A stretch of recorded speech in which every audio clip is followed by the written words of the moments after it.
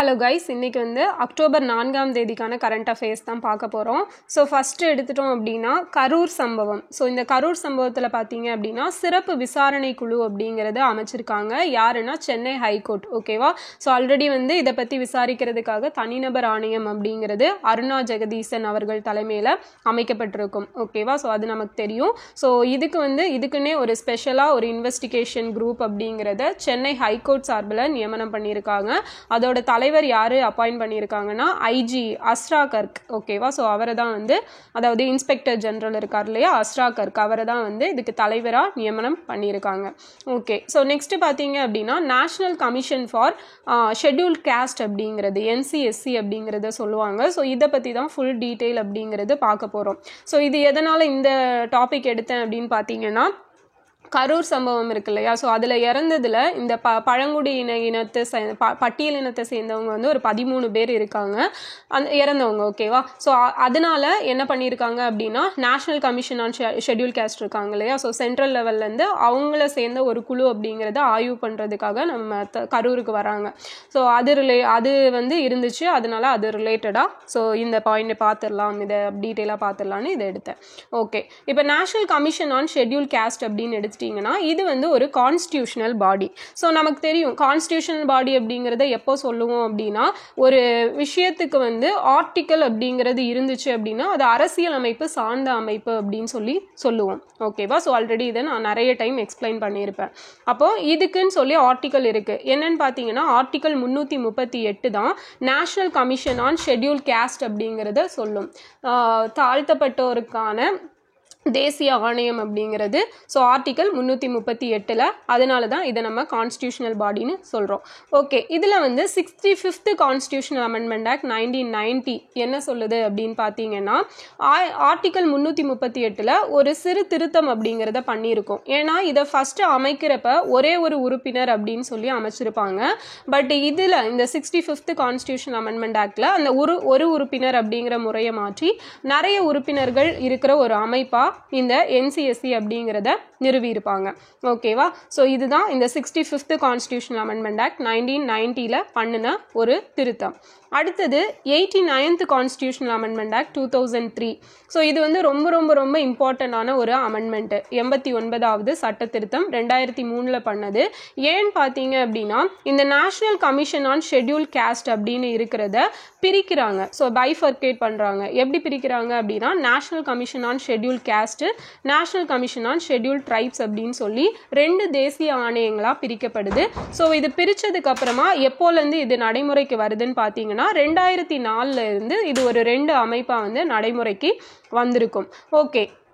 அப்போ இதை வந்து இந்த அமெண்ட்மெண்ட் படி 2ஆக பிரிச்சுட்டாங்க இல்லையா. ஸோ ஆர்டிக்கல் 338 ஆல்ரெடி இருந்த மாதிரியே national commission on schedule cost.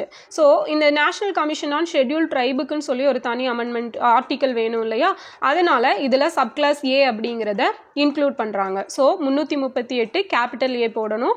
Article 338 capital A அப்படிங்கிறது எதற்கானதுன்னா நேஷனல் கமிஷன் ஆன் ஷெட்யூல் ட்ரைப்ஸ்க்கானது. ஓகேங்களா? ஸோ இந்த கமிஷன்ஸில் எத்தனை பேர் இருப்பாங்க அப்படின்னு பார்த்தோன்னா, ஒரு தலைவர், ஒரு துணைத் தலைவர், 3 கூடுதல் மெம்பர்ஸ், டோட்டலாக 5 பேர் இருப்பாங்க. ஓகேவா? ஒரு தலைவர், ஒரு துணைத் தலைவர், 3 கூடுதல் மெம்பர்ஸ் அப்படிங்கிறவங்க இருப்பாங்க. ஸோ இவங்களெல்லாம் யார் நியமனம் பண்ணுறாங்க அப்படின்னு பார்த்தீங்கன்னா பிரசிடென்ட் தான் நியமனம் பண்ணுவாங்க. ஸோ இவங்களுக்கான ஒர்க் கண்டிஷன், அப்புறம் இவங்க டென்யூர், ஸோ இது எல்லாத்தையும் யார் தான் தீர்மானம் பண்ணுறாங்க அப்படின்னா பிரசிடென்ட் தான் தீர்மானம் பண்ணுறாங்க. ஸோ இவங்க வந்து எதுக்காக இந்த கமிஷன் அப்படின்னு மெயினாக பார்த்தோன்னா, so schedule cost, schedule tribes, so இவங்க இருக்காங்க இல்லையா, இவங்களும் சமுதாயத்தில் மற்றவர்களை மாதிரி முன்னேறணும் அப்படிங்கிறதுக்காக எல்லா விஷயங்களுமே இவங்க அது ரிலேட்டடான பரிந்துரைகள் கொடுப்பாங்க. ஸோ அவங்களுக்கு ஒரு ப்ராப்ளம் அப்படிங்கிற பட்சத்தில் அவங்கள எப்படி ஒரு சோஷியலி எஜுகேஷ்னலி டெவலப் ஆக வைக்கிறது அப்படிங்கிற விஷயங்களையுமே இவங்க வந்து ரெக்கமெண்ட் பண்ணுவாங்க. ஸோ அந்த மாதிரி ரெக்கமெண்டேஷன்ஸ் எல்லாத்தையும் இந்த கமிஷன் வந்து ரெடி பண்ணி யார்கிட்ட தான் சமர்ப்பிப்பாங்க அப்படின்னா பிரசிடென்ட் கிட்ட தான் சமர்ப்பிப்பாங்க. ஸோ ரொம்ப ரொம்ப முக்கியமான ஒரு விஷயம். ஓகே. இப்போ நம்ம national commission on schedule cost, schedule tribes எல்லாம் பார்த்துட்டோம். அடுத்தது பார்க்க வேண்டியது எதுன்னு பார்த்தீங்கன்னா 102வது சட்ட திருத்தம் 2018 வந்திருக்கும். ஸோ இந்த இந்த சட்ட திருத்தத்தில் என்ன பண்ணியிருப்பாங்க அப்படின்னா constitutional status for backward classes, அதாவது பிற்படுத்தப்பட்ட வகுப்பினருக்கு ஒரு அரசியல் அமைப்பு அந்தஸ்து அப்படிங்கிறது கொடுக்கப்பட்டிருக்கும். அது கொடுக்கப்பட்டு ஒரு 2 ஆர்டிக்கலை வந்து ஆட் பண்ணியிருப்பாங்க. ஓகேங்களா? ஸோ என்னென்ன ஆர்டிக்கல் அப்படின்னு பார்த்தோம்னா article 338B, article 342A. So இந்த 2 ஆர்டிக்கலும் புதுசாக ஆட் பண்ணியிருப்பாங்க. ஆல்ரெடி இருக்கிற ஒரு ஆர்டிக்கலில் வந்து சேஞ்சஸ் அப்படிங்கிறது பண்ணியிருப்பாங்க. அது எந்த ஆர்டிக்கல் அப்படின்னு பார்த்தோம்னா 366 வந்து சில சேஞ்சஸ் வந்து பண்ணியிருப்பாங்க. ஓகேவா? ஸோ அப்போ இந்த 3 ஆர்டிக்கலுமே பேக்வர்ட் கிளாஸோட ரிலேட் ஆனது, பிற்படுத்தப்பட்ட வகுப்பினர்களோட ரிலேட்டான ஆர்டிக்கல் எது அப்படின்னு கேட்டாலும் இதுதான். 102 கான்ஸ்டியூஷனல் அமெண்ட்மெண்ட்ல எதில் திருத்தம் பண்ணாங்க கேட்டாலும் இதுதான். ஸோ இது வந்து 2021-22 எப்போ நடந்த குரூப் 1 எக்ஸாமில் கேட்ட கொஸ்டின். ஓகேங்களா? ஸோ ரொம்ப ரொம்ப இம்பார்ட்டண்டான ஒரு ஆர்டிக்கல். ஓகே, இப்போ பார்த்தீங்க அப்படின்னா நம்ம இதெல்லாம் ஆட் பண்ணாங்க, சேஞ்சஸ் பண்ணாங்கன்னு பார்த்துட்டோம். அப்போ அந்த ஆட் பண்ணதில் என்ன பண்ணியிருப்பாங்கன்னு பார்க்கணும் இல்லையா? ஆர்டிக்கல் 342A எதுக்காக இதை ஆட் பண்ணியிருக்காங்கன்னு பார்த்தீங்கன்னா பிரசிடெண்ட்டுக்கு சர்டைன் பவர் கொடுத்துருக்காங்க. என்ன பவர் அப்படின்னா சோஷியலி எஜுகேஷ்னலி பேக்வர்ட் கிளாஸ் இருக்காங்க இல்லையா, எஸ்சி பிசி அப்படிங்கிறது. ஸோ சோஷியலி எஜுகேஷ்னலி சமூக ரீதியாகவும் கல்வி ரீதியாகவும் பிற்படுத்தப்பட்ட மக்கள் அப்படின்னு சொல்லி சில கேட்டகரியாக இருப்பாங்க. அவங்கள வந்து பிரசிடெண்டே வந்து அவங்கள இந்த கேட்டகரியில் ஆட் பண்ணிக்கலாம். ஓகேவா? பிற்படுத்தப்பட்ட வகுப்பினர் அப்படின்னு சொல்லி அவங்கள மாற்றுறதுக்கான ஒரு அனௌன்ஸ் பண்ணுறதுக்கான ஒரு பவர் அப்படிங்கிறது பிரசிடெண்ட்டுக்கு கொடுக்கப்பட்டிருக்கும். இந்த 342A கீழே ஒரு ஸ்டேட் ஆகட்டும் இல்லை யூனியன் டெரிட்டரி ஆகட்டும் எந்த பகுதியில் இருந்தாலுமே அதை வந்து பிரசிடெண்ட்டை இப்போ எல்லாருமே பரிந்துரை வைப்பாங்க. அவங்க அதெல்லாம் பார்த்துட்டு ஓகே இவங்க வந்து இந்த பேக்வர்ட் கிளாஸை நம்ம அனௌன்ஸ் பண்ணலாம் அப்படின்னு சொல்லி அந்த அதிகாரம் அப்படிங்கிறது பிரசிடெண்ட்டுக்கு வழங்கப்பட்டிருக்கு. அதுதான் 342A அப்படிங்கிறது. இப்போ 366, ஸோ இந்த 366 எடுத்துட்டீங்க அப்படின்னா இதில் நிறைய டெஃபினிஷன்ஸ் இருக்கும். ஸோ அதில் ஒரு டெஃபினிஷன் வந்து எஸ்சி எஸ்டி பற்றினது. ஓகேங்களா? ஷெட்யூல் கேஸ்ட், ஷெட்யூல் ட்ரைப்ஸ் யாரெல்லாம் இந்த கேட்டகரிக்கு கீழே வருவாங்க அப்படின்னு சொல்லி இதில் டெஃபினிஷன் வச்சுருப்பாங்க. அதுதான் இந்த ஆர்டிக்கல் 366 அப்படிங்கிறது. ஸோ இதில் சில சப் கிளாஸஸ் எல்லாம் இருக்குது. அதில் வந்து இதுவும் ஒரு பாயிண்ட்டு. ஸோ இந்த 366லேயே வந்து டேக்ஸ் பற்றியும் பேசக்கூடிய விஷயங்களும் இருக்குது. ஓகேவா? ஸோ இப்போ நமக்கு இந்த பாயிண்ட்ஸ் எல்லாம் தான் இம்பார்ட்டன்ட். ஏன்னா நம்ம வந்து இந்த தேசிய ஆணையம் பற்றி தானே பார்த்துட்ருக்கோம். ஸோ இந்த விஷயங்களை மட்டும் பார்த்துக்கலாம். ஓகே, இப்போ மற்ற ஆர்டிக்கல் எதெல்லாம் இந்த ஷெட்யூல் கேஸ்ட், ஷெட்யூல் ட்ரைப்ஸ் கூட ரிலேட்டடாக வரக்கூடியது அப்படின்னு பார்த்தோம்னா ஆர்டிக்கல் 15. ஸோ ஆர்டிக்கல் 15 எடுத்துட்டீங்க அப்படின்னா நிறம், இனம், மொழி, மதம் எந்த ஒரு பாகுபாடுமே இல்லாமல் ஸோ எல்லாருமே வந்து சமம் தான் அப்படின்னு சொல்கிறது தான் ஆர்டிக்கல் 15 அப்படிங்கிறது. ஸோ இந்த ஆர்டிக்கல் 15ல் மத சமத்துவம் அப்படிங்கிறது சொல்லப்பட்டிருக்கும். ஸோ மத சுதந்திரம் பார்த்தீங்க அப்படின்னா நமக்கு ஆர்டிக்கல் 25லேருந்து வந்துடும். ஓகேவா? ஸோ மத சமத்துவம் அப்படிங்கிறது ஆர்டிக்கல் 15க்கு கீழே வரும். ஆர்டிக்கல் 17 என்ன சொல்லும் பார்த்தீங்க அப்படின்னா தீண்டாமை ஒழிக்கப்படணும் அப்படிங்கிறது தான் ஆர்டிக்கல் 17. ஓகேவா? நெக்ஸ்ட்டு இது ஆர்டிக்கல் 15, 17 நமக்கு ரைட் டு அந்த ஃபண்டமெண்டல் ரைட்ஸுக்கு கீழே வந்துடுது. ஸோ நெக்ஸ்ட் ஆர்டிக்கல் 46 எடுத்துட்டீங்க அப்படின்னா டிபிஎஸ்பிக்கு கீழே வரும். ஸோ இதில் வந்து ஷெட்யூல் கேஸ்ட், ஷெட்யூல் ட்ரைப்ஸ் அவங்கள சோஷியலி, எஜுகேஷ்னலி, எக்கனாமிக்கலி டெவலப் பண்ணணும் அப்படிங்கிற விஷயத்தை இந்த ஆர்டிக்கல் 46ல் சொல்லியிருப்பாங்க. ஸோ இது வந்து இந்த 3 ஸ்ப்ளிட் பண்ணியிருப்பாங்க இல்லையா? நமக்கு தெரியும் டிபிஎஸ்பி வந்து socialist, Gandhian principle, liberal intellectual அப்படின்னு சொல்லி 3 பிரிச்சிருப்பாங்க. ஓகேவா? அதாவது சமதர்மம், அதுக்கப்புறம் காந்திய கொள்கைகள், இன்னொன்று பார்த்தீங்க அப்படின்னா தாராள அறிவுமயமாதல் அப்படின்னு சொல்லி 3 பிரிச்சிருப்பாங்க. ஸோ இதில் ஆர்டிக்கல் 46 அப்படிங்கிறது எந்த கேட்டகரிக்கு கீழே வருது அப்படிங்கிறத கமெண்டில் சொல்லுங்கள். ஓகே, ஸோ நெக்ஸ்ட் பார்த்தோம் அப்படின்னா 243Dயும் 243Tயும். ஸோ இது ரெண்டுமே பார்த்தோம் அப்படின்னா பஞ்சாயத்து ராஜ், இன்னொன்று வந்து நகராட்சி. ஸோ இதில் வந்து இவங்களுக்கு எஸ்சி எஸ்டிக்கு வந்து இடஒதுக்கீடு கொடுக்கறத பற்றி சொல்லக்கூடியது ரிசர்வேஷனுக்கான ஆர்டிக்கல் தான் இந்த 243Dயும் Tயும். ரொம்ப முக்கியம், மறக்கவே கூடாது எப்பயுமே. அதே போல் ஆர்டிக்கல் 330, 332. ஸோ இந்த 330 அப்படிங்கிறது என்ன சொல்லும் அப்படின்னா லோக்சபாவில் இவங்களுக்கு எஸ்சி கேட்டகரி இருப்பாங்க இல்லையா? ஸோ அவங்களுக்கு ரிசர்வேஷன் கொடுக்கணும் அப்படிங்கிறத பற்றி. ஸோ ரிசர்வேஷனில் வர்ற எல்லாமே வந்து இந்த 330க்கு கீழே வந்துடும், லோக்சபா ரிலேட்டடானது. ஸோ அதுவே ஸ்டேட் லெஜிஸ்லேச்சரில் இந்த மாதிரி ரிசர்வேஷன் கொடுக்குறோம் இல்லையா? ஸோ அது எல்லாமே 332க்கு கீழே வந்துடும். ஸோ அதே மாதிரி பார்த்தீங்க அப்படின்னா 333 1 என்ன சொல்லுது அண்ட் 333 என்ன சொல்லுது அப்படிங்கிறத நீங்கள் கமெண்டில் சொல்லுங்கள். ஆர்டிக்கல் 331 ஆர்டிக்கல் 333 அப்படிங்கிறது ஸோ அது ரிலேட்டடான அமெண்ட்மெண்ட் எது அப்படிங்கிறதும் கமெண்டில் சொல்லிடுங்க. ஓகேவா? ஸோ நெக்ஸ்ட் பார்த்தோம் அப்படின்னா இந்த எஸ்சி எஸ்டி டீட்டெயில் பார்க்கும்போது நம்ம கண்டிப்பாக பார்க்க வேண்டிய ஒரு விஷயம் என்னென்னா வன்கொடுமை தடுப்பு சட்டம். ஸோ ப்ரீவியஸ் இயரில் கேட்கப்பட்ட கொஷின். ஸோ அது என்னன்னு பார்த்தீங்கன்னா 1989 டைரக்டாகவே கொஷின் கேட்டிருக்காங்க. எந்த இயர் அப்படிங்கிறது தான். ஸோ 1989 அப்படிங்கிறது. ஓகேவா? ஸோ இப்போ இந்த வன்கொடுமை தடுப்பு சட்டம் எல்லாம் பாரதிய நாகரிக் சுரக்ஷா, பாரதிய நியாய சன்ஹிதா இருக்கு இல்லையா? ஸோ அதுக்கு கீழே வந்துடும். பிஎன்எஸ்க்கு கீழே வரக்கூடிய ஒரு ஆக்ட். ஓகே. ஸோ நெக்ஸ்ட் பார்த்தோம் அப்படின்னா அப்போ இந்த பாயிண்ட் உங்களுக்கு தெளிவாக இந்த இவ்வளோ நேரம் பார்த்து இந்த national commission on schedule caste, schedule tribes, backward classes தெளிவாக புரிஞ்சிருக்கும்னு நினைக்கிறேன். National commission on backward class, so அதை பற்றி சொல்லணும் அப்படின்னா நிறைய டேட்டாஸ் இருக்குது. ஓகேவா? ஸோ அதை தனியாக நம்ம ஒரு வீடியோலையே பார்க்கலாம். ஆல்ரெடி நான் போட்டிருப்பேன், நீங்கள் வேணால் பாருங்கள். ஓகேவா? நெக்ஸ்ட் பார்த்தீங்க அப்படின்னா நாட்டின் மிகப்பெரிய பால் பொருட்கள் உற்பத்தி ஆலை அப்படிங்கிறது. ஸோ இது எங்கே நிறுவப்பட்டிருக்கு அப்படின்னா ஹரியானா மாநிலத்தில் ரோத்தக் அப்படிங்கிற ஒரு பிளேஸில் தான் நிறுவியிருக்காங்க. ஸோ இது யார் நிறுவியிருக்காங்கன்னு பார்த்தீங்கன்னா சபர் டெய்ரி கூட்டுறவு நிறுவனம், இவங்க தான் நிறுவியிருக்காங்க. இந்த நிறுவனத்தோட ஹெட் குவார்ட்டர்ஸ் குஜராத்தில் இருக்குது.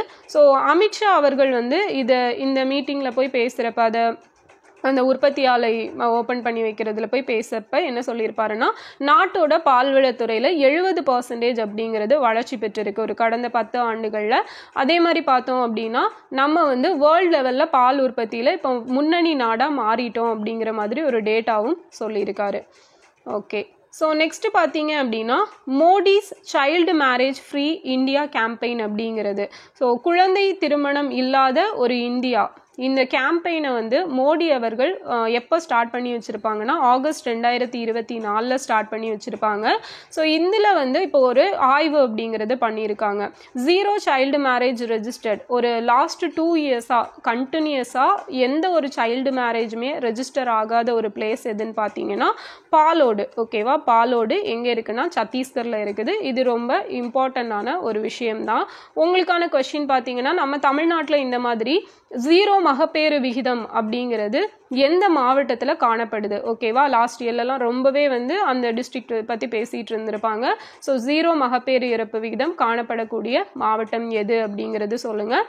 அதே மாதிரி இங்கே கல்வி இடைநிற்றல் விகிதம் இருக்கு இல்லையா? ஸோ ஆரம்ப பள்ளிகளில் பிரைமரி ஸ்கூல்ஸ் ஆகட்டும் இடைநிலை கல்விகளில் இதில் கல்வி இடைநிற்றல் விகிதம் எத்தனை % நம்ம தமிழ்நாட்டில் காணப்படுது அப்படிங்கிறதையும் கமெண்டில் மறக்காமல் சொல்லிடுங்க. ரொம்ப இம்பார்ட்டண்ட்டான 2 டேட்டா. ஓகேவா? தெரில அப்படின்னா கேளுங்க, நான் கமெண்ட் பண்ணுறேன். நெக்ஸ்ட் பார்த்தீங்க அப்படின்னா breast cancer awareness month. So இது எப்போன்னா அக்டோபர் 1 31 வரைக்கும், அதாவது அக்டோபர் மந்த் ஃபுல்லாகவே இந்த பிரெஸ்ட் கேன்சர் அவேர்னஸ் மந்த் தான். ஸோ இந்த வருஷத்துக்கான தீம் என்னன்னு பார்த்தீங்கன்னா every story is unique, every journey matters அப்படிங்கிறது தான் இந்த வருஷத்துக்கான தீம். ஓகேவா? ஓகே. ஸோ அப்போது இதுதான் இந்த டேட்டாஸ். ஓகே, ரொம்ப முக்கியமான டேட்டாஸ் இன்னைக்கு உள்ளது. ஒரு ரீகேப் மட்டும் பார்த்துடலாம். கரூர் சம்பவம் சிறப்பு விசாரணை குழு. ஸோ சென்னை ஹைகோர்ட் அமைச்சிருக்காங்க. யார் தலைமையிலனா ஐஜி அஸ்ரா கர்க் அப்படிங்கிறவர் தலைமையில். National commission on schedule caste அப்படிங்கிறது கான்ஸ்டியூஷனல் பாடி. இது ரிலேட்டடான ஆர்டிகல் 338. ஸோ இதில் 2 அமெண்ட்மெண்ட்ஸ் பண்ணியிருப்பாங்க. ஒன்று 65th அண்ட் 89th அமெண்ட்மெண்ட்டு. ரெண்டுமே என்னென்ன அப்படிங்கிறது டீட்டெயிலாக பார்த்துருக்கோம். ஸோ அதே மாதிரி 102nd கான்ஸ்டியூஷனல் அமெண்ட்மெண்ட் ஆக்ட் என்ன, அதில் எது ஆர்டிக்கல் ஆட் பண்ணாங்க, எந்த ஆர்டிக்கலில் சேஞ்சஸ் பண்ணாங்க அப்படிங்கிறதும் பார்த்தோம். அதில் அது என்ன விஷயங்களை சொல்லுது அப்படிங்கிறதையும் பார்த்துருக்கோம். அடுத்தது நாட்டின் மிகப்பெரிய பால் பொருட்கள் உற்பத்தி ஆலை. ஸோ எங்கே அமைக்கப்பட்டது அப்படின்னா ஹரியானா மாநிலத்தில் ரோத்தக் அப்படிங்கிற பிளேஸில். Modi's child marriage free India campaign August 2024 launch பண்ணியிருப்பாங்க. ஸோ இதுக்கு கீழே நடத்தப்பட்ட ஒரு survey 0 child marriage register for 2 consecutive years அப்படிங்கிறது 2 தொடர்ச்சியான வருடங்களுக்கு சைல்டு மேரேஜே ரெஜிஸ்டர் ஆகாத பிளேஸ் எது அப்படின்னா பாலோட், சத்தீஸ்கரில் இருக்கக்கூடிய ஒரு place. And breast cancer awareness month எப்போனா அக்டோபர் தான். இந்த வருஷத்துக்கான theme every story is unique, every journey matters அப்படிங்கிறது. ஓகேங்களா? ஸோ இந்த வீடியோ உங்களுக்கு யூஸ்ஃபுல்லாக இருந்திருக்கும்னு நினைக்கிறேன். அண்ட் கேட்ட கொஸ்டின்ஸ்க்கு ஆன்சர் பண்ணிடுங்க. அதே மாதிரி பார்த்தீங்க அப்படின்னா ஒரே நிமிஷம். ஸோ இந்த பேட்ச் வந்து நம்ம வந்து ஸ்டார்ட் பண்ண போகிறோம். ஸோ ஆல்ரெடி October 1ல் வந்து அனௌன்ஸ் பண்ணியிருப்பேன். அண்ட் அட்மிஷன் லாஸ்ட் டேட் பார்த்தீங்க அப்படின்னா 14ஆம் தேதி. கிளாஸஸ் வந்து 15லேருந்து ஸ்டார்ட் ஆயிரும். ஸோ இது போக நம்ம இப்போ டெய்லியுமே வந்து கிளாஸஸ் அப்படிங்கிறது கொடுத்துட்ருக்கோம் இல்லையா? ஸோ அந்த மாதிரி வீடியோஸும் உங்களுக்கு கொடுக்கப்படும். எக்ஸ்ட்ரா டேட்டாஸ், எக்ஸ்ட்ரா பிடிஎஃப்ஸ் எல்லாமே கொடுக்குறோம். அண்ட் ஹேண்ட் ரிட்டன் நோட்ஸ் அப்படிங்கிறது இதில் வந்து கொடுப்போம். இது ஃபுல்லி உங்களுக்கு ரிவிஷனுக்கு ரொம்பவே யூஸ்ஃபுல்லாக இருக்கும். அண்ட் மெயினாக ஹேண்ட் ரிட்டன் நோட்ஸ் வந்து தமிழில் தான் இருக்கும். பட் கிளாஸஸ் அப்படிங்கிறது பைலிங்குவல் போத். உங்களுக்கு புரியும் நம்ம கிளாஸ் எப்படி இருக்கும் அப்படிங்கிறது எல்லாரும் பார்த்துருப்பீங்க.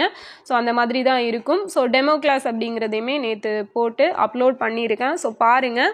அண்ட் எந்த ஆப்பில் அப்படிங்கிறது மட்டும் கிளாஸ் எந்த ஆப்பில் இருக்கும் அப்படிங்கிறது மட்டும் நான் அப்புறமேல் உங்களுக்கு இன்ஃபார்ம் பண்ணுறேன். ஓகே. ஸோ இதில் வந்து வீக்கெண்ட் டெஸ்ட் அவைலபிளாக இருக்குது. ஓகேங்களா? ஸோ இது டெஸ்ட் பேட்ச் மாதிரி கிடையாது. ஸோ 5 டேஸ் வந்து கிளாஸஸ் இருக்கும். அந்த 6th டேயில் என்ன நடக்கும் அப்படின்னா அந்த 5 நாளும் நம்ம என்ன படித்தோமோ அது வந்து அந்த 6th டேயில் டெஸ்ட் இருக்கும். ஸோ ஒரு 50 questions இருக்கும். பைலிங்குவலாக தான் இருக்கும். ப்ளஸ் ஒரு 25 questions ரீசனிங் ப்ளஸ் ஆப்ஸ் அப்படிங்கிறது கவர் ஆகிருக்கும். ஓகேங்களா? ஸோ இது போக அப்பப்போ நம்மளுக்கு இப்போ Group 2 Group 4 நெக்ஸ்ட் எக்ஸாம்ஸ்க்கு ப்ரிப்பேர் ஆகுறீங்க அப்படின்னா உங்களுக்கு யூஸ்ஃபுல்லாக இருக்கிற மாதிரி தமிழ் ரிலேட்டடான பிடிஎஃப்ஸ் எல்லாம். ஸோ இப்போ வந்து நிறைய அவுட் சோர்ஸ் போகிறாங்க இல்லையா? ஸோ அப்போ எந்த மாதிரி படிக்கலாம் அப்படிங்கிறது அது ரிலேட்டடாக இது பண்ணுவோம். அண்ட் மெயினாக பார்த்தீங்க அப்படின்னா இப்போ தான் புதுசாக படிக்க ஸ்டார்ட் பண்ணுறீங்கன்னா எப்படி படிக்கிறது அப்படிங்கிற கைடன்ஸுமே இதில் கொடுக்குறோம். நெக்ஸ்ட் பார்த்தீங்க அப்படின்னா Group 2A மெயின்ஸுக்கு அடுத்து ப்ரிப்பேர் ஆகுறீங்க அப்படின்னா இந்த கிளாஸ் கண்டிப்பாக யூஸ்ஃபுல்லாக இருக்கும். ஏன்னா நம்ம வந்து full and full author book ஓரியன்டாக தான் போக போகிறோம். ஓகேங்களா? So INM, history, polity, Unit 5, Unit 6 so எல்லாமே வந்து ஆத்தர் புக் வந்து உங்களுக்கு கவர் பண்ணி கொடுப்போம். ஓகேங்களா? ஸோ இதை பற்றி ஏதாவது ஃபர்தர் டீட்டெயில் வேணும் அப்படின்னா இதுக்கான PDF வந்து நான் உங்களுக்கு குரூப்பில் நம்ம TNPSC ஹேக்கர் டெலகிராம் சேனலில் வந்து அப்லோட் பண்ணியிருக்கேன். ஸோ நீங்கள் அதில் பார்த்தாலும் சரி, இல்லைனா நீங்கள் ஃபர்தர் டீட்டெயில் வேணும் அப்படின்னா என்னை காண்டாக்ட் பண்ணலாம். ஸோ டெலகிராம் ஐடி இருக்குது. அண்ட் இன்ஸ்டாகிராமில் கூட நீங்கள் மெசேஜ் பண்ணி ஏதாவது டீட்டெயில்ஸ் வேணும் அப்படின்னா கேட்கலாம். ஓகேங்களா? ஸோ ஃபீஸ் பார்த்தீங்க அப்படின்னா 599. ஓகேவா? ஸோ இது வந்து உங்களுக்கு ஒரு 6 month பேட்ச் மாதிரி. பட் நம்ம கிளாஸ் வந்து ரொம்பவே சீக்கிரமே கம்ப்ளீட் பண்ணி கொடுத்துருவோம். கண்டிப்பாக ரொம்பவே யூஸ்ஃபுல்லாக இருக்கும். ஓகேங்களா? ஓகே. நம்மளை ஆல்ரெடி ஃபாலோ பண்ணிகிட்டு இருக்கிறவங்களுக்கு தெரியும் நம்ம கிளாஸ் டேட்டா வந்து ஒர்த்தாக இருக்குமா இல்லையா அப்படிங்கிறது. Okay, fine. ஓகே. அப்போ ஏதாவது டீட்டெயில்ஸ் வேணும் அப்படின்னா காண்டாக்ட் பண்ணுங்கள். நெக்ஸ்ட் வீடியோவில் பார்க்கலாம். தேங்க்யூ.